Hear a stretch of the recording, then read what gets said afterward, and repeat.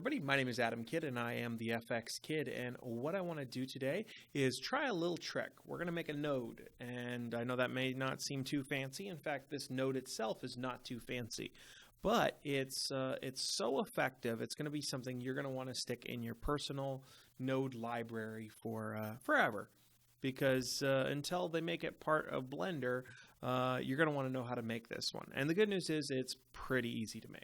So let's hop in and take a look.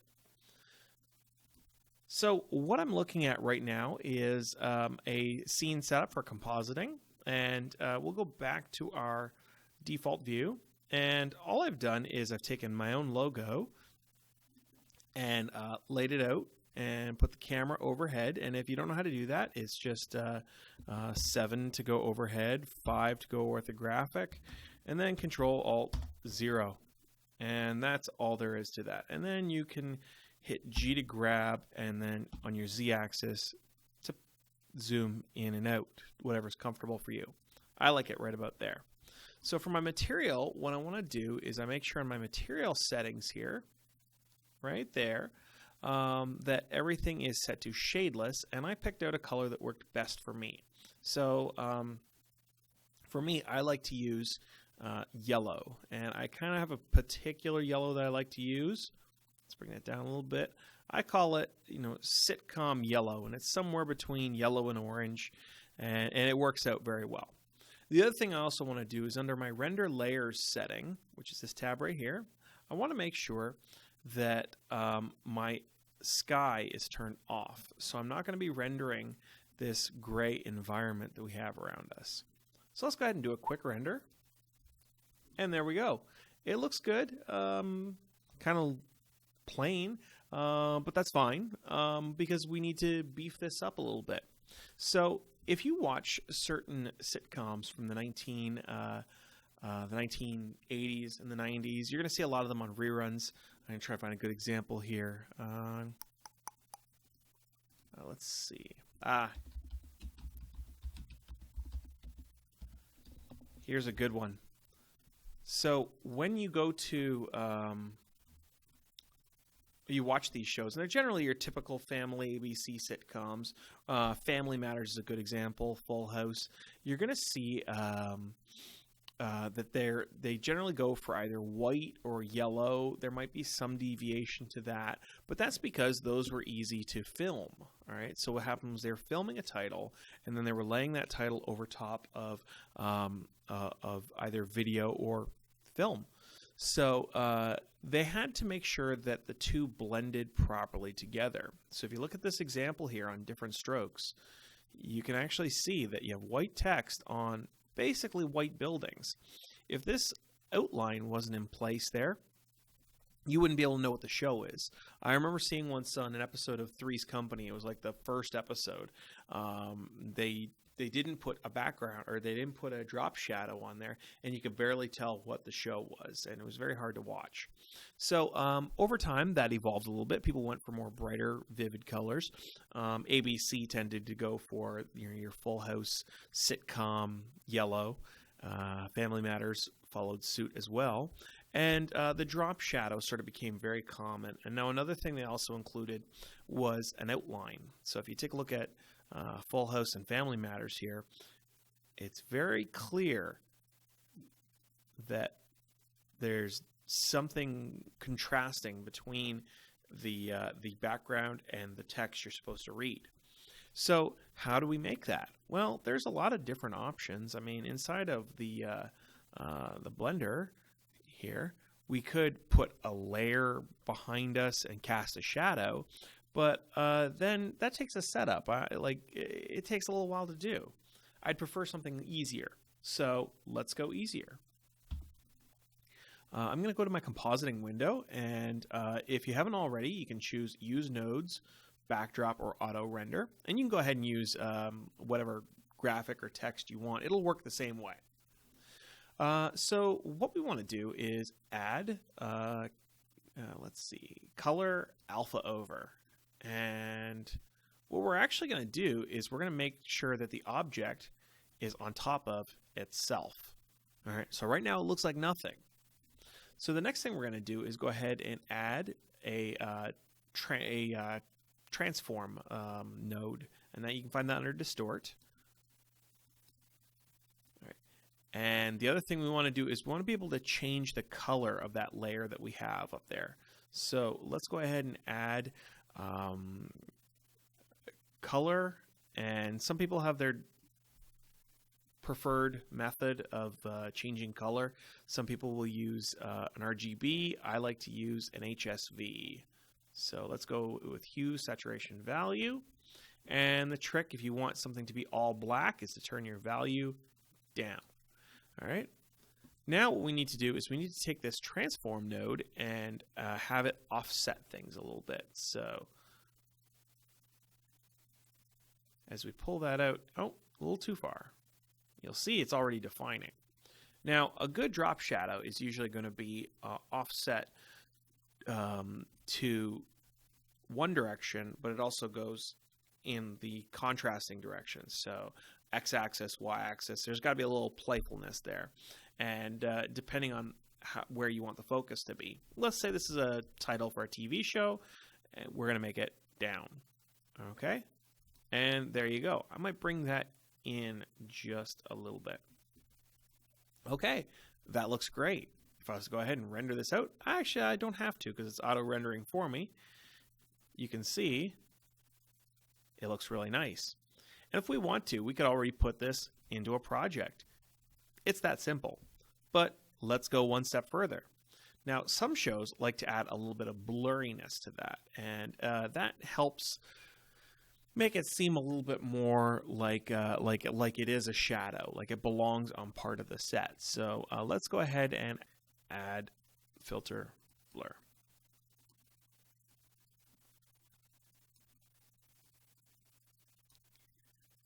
Oh, wrong one. Haven't had my coffee yet. There we go. So what I can do is I can actually bump up that value a little bit. I wouldn't go too much. I'd say like 10 is fair. And as you'll see, the blur goes with it. So what we've done is we made a very simple node, and it only took us like, 3 or 4 minutes. It'd take me even less if I wasn't explaining it. Like to the point where you just sit there and you go, drop it in, drop, drop, drop. There you go. What if we wanted this setup used, say, a dozen times? All right, and we wanted to be able to use it over and over and over and over again. Well, we'd have to make a quick node for that. And to make that quick node, what we can do is we can actually highlight everything that we use. So let's see here. I'm going to clean things up just a little bit. Add a reroute node. And do it like that. And I think the rest will be happy. All right. So we're going to boundary select. I call it box select sometimes. Highlight all that, everything up to that reroute node. And we're going to combine that together. We're going to hit Control G, and that's going to make a group. And what the group is it's kind of like, if you're using After Effects, it's called a pre-comp. But for those of you who are relatively new to compositing in general, it just sort of creates a little box that contains everything that you need to use, and it just pops and it just keeps it organized. So when we go out into our project and hit Tab, everything is now one node. All right? And sometimes that's all you want. You don't want it to go too messy. So it's nice to know you can walk in, someone says, let's see your node setup. You walk in, you're like, there it is. They're pretty happy. So what we're going to do is we're going to go ahead and create this node so that way it can be reused over and over and over again. And the problem with it right now is it's not very custom. So we need to change that. So we're going to change, we're going to go into the node itself, and we're going to change information about it. Specifically, we're going to change the name of the node. We're going to call that drop shadow. So if I pull out now,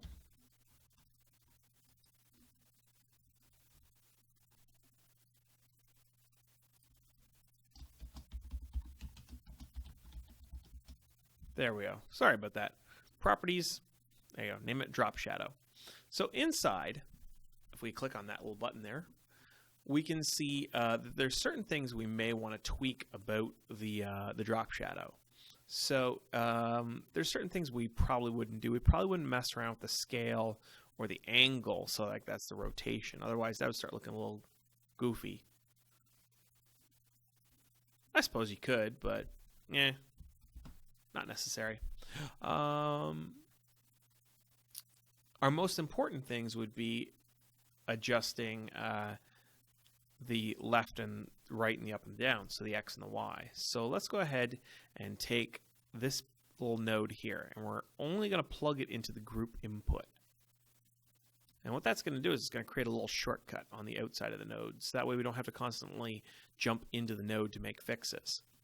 All right, and the other thing I think we might change is the size of the blur.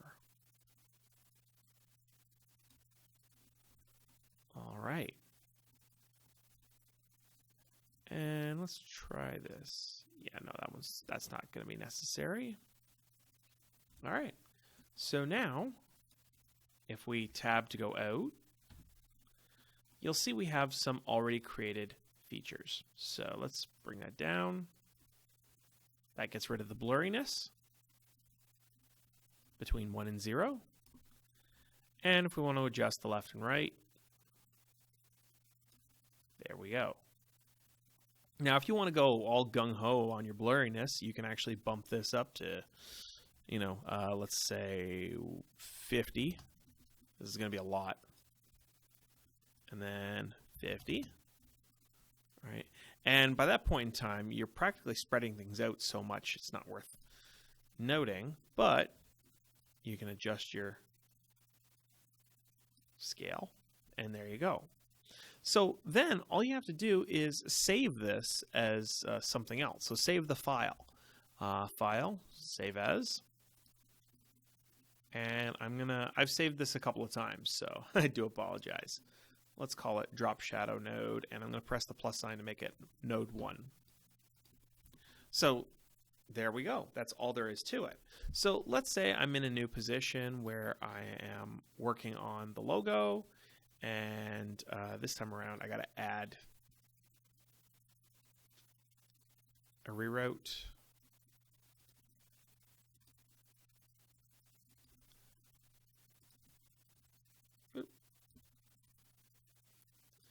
And someone says to me, I need that drop shadow in really quick. Well, now it's as simple as this. File, append. Let's go to drop shadow node. Under node tree, drop shadow, append. And then I can add group drop shadow. And there we go.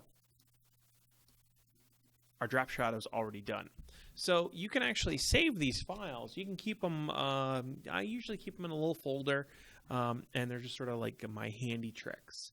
And you bring them in whenever you want them to use them. And if you don't need to use them, you don't bring them in. So that way you save a little bit of RAM, a little bit of space when you don't really need them. So that's a nice benefit of Blender.